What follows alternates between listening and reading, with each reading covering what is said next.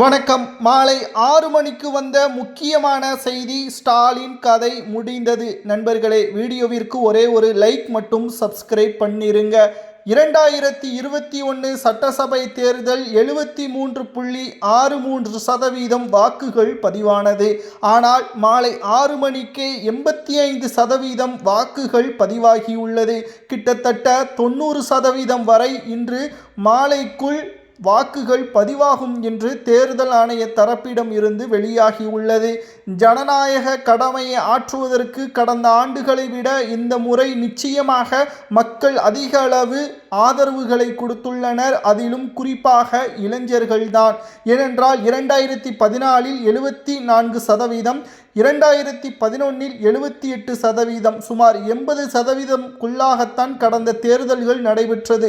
முதல் முறையாக 2026இல் 85% மாலை 6 மணிக்கு தேர்தல் வாக்குகள் பதிவாகியுள்ளது. குறிப்பாக SIR படிவத்தின் மூலம் பல வாக்காளர்கள் நீக்கப்பட்டதும், இளைஞர்கள் அதிகமான ஆதரவுகளை இந்த முறை கொடுத்திருப்பதும் ஸ்டாலின் அவர்களுக்கு மிகப்பெரிய அளவில் சோகத்தை ஏற்படுத்தியுள்ளது. சுமார் 2000 கோடி வரை பணப்பட்டுவாடா செய்திருப்பதாக திமுகவினர்கள் ஒட்டுமொத்தமாக வெற்றியடைவதற்கு பணப்பட்டுவாடா செய்திருப்பதாக அதிமுகவின் நிர்வாகிகளும் தாவேகாவின் நிர்வாகிகளும் பல ஊடகங்களில் பதிவுகளை செய்திருந்தார்கள்.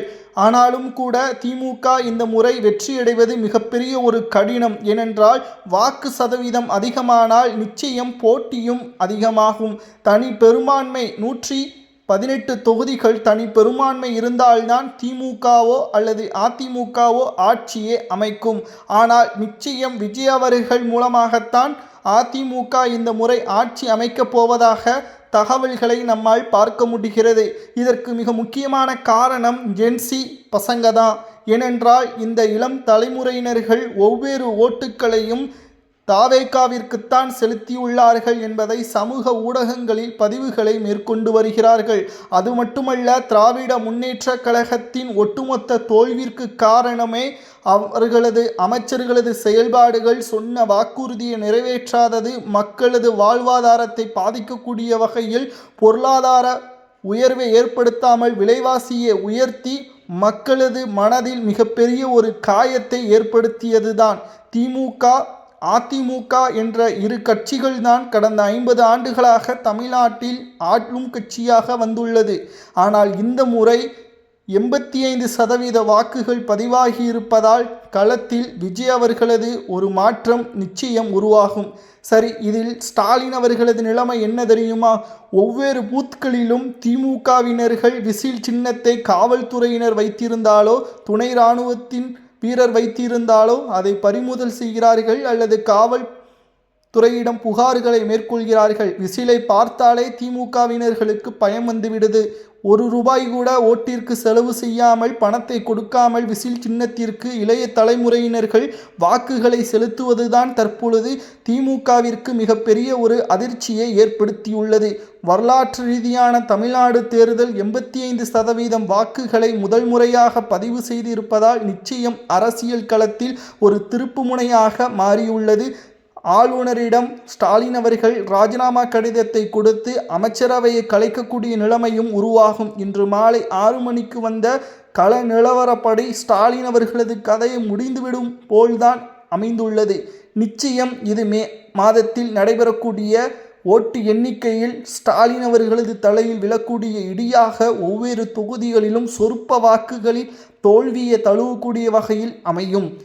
அதிமுகவும் தனி பெரும்பான்மையுடன் ஆட்சியை அமைக்காது. அதே சமயம் விஜய் அவர்களது உதவி இல்லாமல் அதிமுக ஆட்சியை அமைக்காது. எப்படி பார்த்தாலும் திமுக இந்த முறை படுதோல்வியே தழுவது உறுதிதான். தென் சென்னை, வட சென்னை திமுகவின் கோட்டை என்று கூறி வந்த திமுக சுமார் 16 தொகுதிகள் சென்னையில் மட்டும் விஜய் அவர்களது ஆதரவாளர்களே வெற்றியடைவார் என்ற தகவலும் கிடைக்கப்பெற்றுள்ளது. 2 நாட்களாக ஊருக்கு செல்வதற்கு மக்கள் போக்குவரத்து இல்லாமல், சென்னையில் போக்குவரத்து வசதி இல்லாமல் கிட்டத்தட்ட 2 நாட்களாக அவதிக்கு உள்ளாகியுள்ளார்கள் ஓட்டுக்களை செலுத்துவதற்கு. திமுக இது கூட செய்யவில்லை என்றும் தற்பொழுது குற்றச்சாட்டுகள் முன்வைக்கப்பட்டு வருகிறது. இதுவும் திமுக அரசிற்கு ஒரு பின்னடைவை ஏற்படுத்தியுள்ளது. கடுமையான கோபத்தில்தான் தற்பொழுது வாக்குகளை மக்கள் செலுத்தியிருப்பார்கள். வீட்டில் இருக்க வேண்டாம், வாக்குகளை செலுத்துவோம் என்று கூறி வெளிமாநிலத்திலிருந்தும் வெளிநாட்டிலிருந்தும் ஊருக்கு வந்து வாக்குகளை செலுத்தியுள்ளனர். மக்களது ஆதரவால் 85% 6 மணி அளவில் பதிவாகியுள்ளது. நிச்சயமாக கள நிலவரம் ஒட்டுமொத்த தமிழக அரசியலிலும் மாற்றத்தை ஏற்படுத்தக்கூடிய வகையில் அமைந்துள்ளது. நிச்சயம் திராவிட முன்னேற்றக் கழகம் இந்த முறை ஒரு தோல்வியை தழுவுமா அல்லது அதிகமான வாக்குகள் பெற்று ஆட்சியை அமைக்குமா என்பதை பொறுத்திருந்துதான் நாம் பார்க்க வேண்டும். ஆனால் கருத்து கணிப்புகள், தேர்தலுக்கு முன்பாக இருந்த கருத்து கணிப்புகள் அனைத்துமே தோல்வியில்தான் முடிந்தது. ஏனென்றால் சுமார் 15 நிறுவனங்களுக்கு மேலாக திமுக தான் ஆட்சி அமைக்கும் என்று கூறினார்கள். ஆனால் மக்களின் ஆதரவுகள், வாக்கு சதவீதம் என்று பார்க்கும் பொழுது கடுமையான போட்டி, அதாவது நூலிழையில் ஆட்சியே இழக்கக்கூடிய வகையில் திமுகவிற்கு அமையலாம். அதே சமயம் அதிமுக விஜய் அவர்களது ஆதரவை பெற்று அரியணையில் ஏறலாம் என்ற தகவலும் வெளியாகியுள்ளது. எடப்பாடி பழனிசாமி அவர்கள் முதல்வராகவும் துணை முதல்வராக விஜய் அவர்களும் வருவதற்கு அதிக அளவு வாய்ப்புகள் இருப்பதாக தகவல்களும் தற்பொழுது கிடைக்கப்பெற்றுள்ளது. 2026 சட்டசபை தேர்தல் அரசியல் களத்திலேயே ஒரு முக்கியமான தேர்தல். இந்த தேர்தலில் இதுவரை அல்லாத ஓட்டு பதிவுகளும் மக்கள் மத்தியில் மாற்றத்தை வேண்டும் என்ற எண்ணத்துடன் ஒவ்வொருவரும் வாக்குகளை செலுத்தியுள்ளனர். அமைச்சர்களும் திமுகவின் எம்எல்ஏக்களும் தற்பொழுது ராஜினாமா கடிதத்தை ஆளுநரிடம் கொடுப்பதற்கு தயாராக இருங்கள் என்று ஒரு பக்கத்தினர் சமூக வலைதளங்களில் பதிவுகளையும் மேற்கொண்டு வருகிறார்கள். ஆட்சி அதிகாரம் இருந்ததன் காரணமாகத்தான் மக்களை ஏளனமாக நினைத்தார்கள். மக்கள் தங்களது வாக்குகளை செலுத்துவதற்கு ஒட்டுமொத்த ஆதரவுகளை நேரடியாக கொண்டு வந்தால் நிச்சயம் ஊழல் அரசியல்வாதிகளது ஆட்சி அதிகாரம் அனைத்தும் இழந்துவிடும் என்ற பயம் இப்பொழுது வந்திருக்கும் என்ற எச்சரிக்கையையும் தற்பொழுது மக்கள் மத்தியில் பார்க்க முடிகிறது. சுமார் சென்னை மாவட்டம் தமிழ்நாட்டில் அதிகமாக தற்பொழுது வாக்கு சதவீதம் ஒவ்வொரு மாவட்டங்களிலும் தொகுதி ரீதியாகவும் உயர்ந்து கொண்டே இருக்கிறது. நிச்சயம் இன்று இரவு 7 மணிக்குள்ளாக 95% பூர்த்தி செய்யும் என்ற தகவலும் தேர்தல் ஆணையத்திடமிருந்து கிடைக்கப்பெற்றுள்ளது. இப்பொழுதே 85% என்றால் நிச்சயம் 95லிருந்து 92% மாறும் என்ற தகவலும் கிடைக்கப்பெற்றுள்ளது.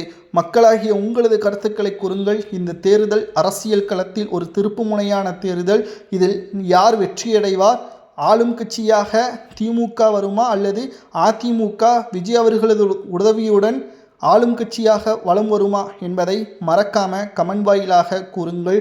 இதுபோன்ற அரசியல் செய்திகளை தெரிந்து கொள்ள நமது சேனலுக்கு ஒரே ஒரு சப்ஸ்கிரைப் மட்டும் பண்ணிருங்க.